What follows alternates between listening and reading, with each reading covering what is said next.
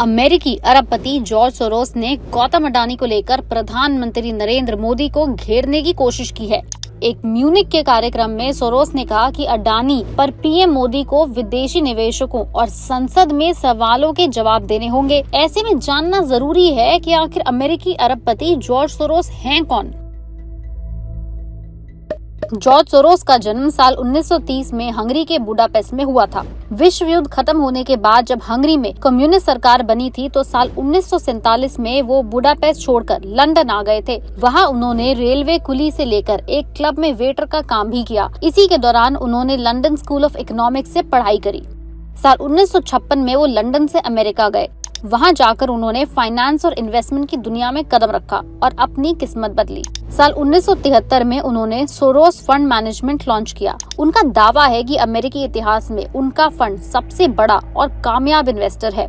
Soros ने साल 1979 में अपनी संपत्ति से दान देना शुरू किया।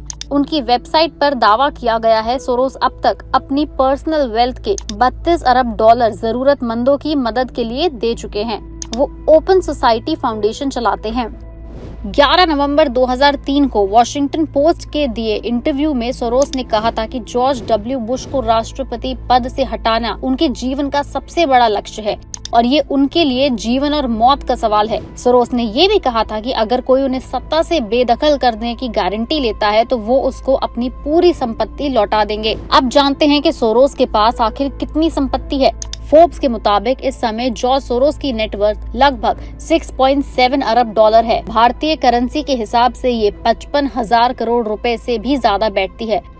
हालांकि सोरोस की संपत्ति पहले की तुलना में काफी कम हो गई है। उसकी वजह ये हो सकती है कि वे अपनी पर्सनल वेल्थ का बड़ा हिस्सा दान कर देते हैं। एक समय ऐसा भी था जब उनकी नेटवर्थ 25 अरब डॉलर से भी ज्यादा की थी।